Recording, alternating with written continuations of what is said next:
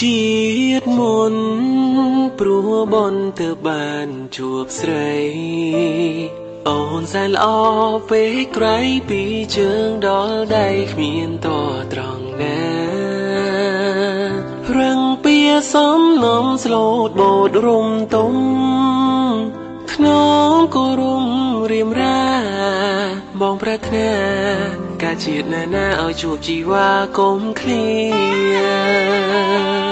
ជាតិនេះក៏បានជួបអូនដូចបំណ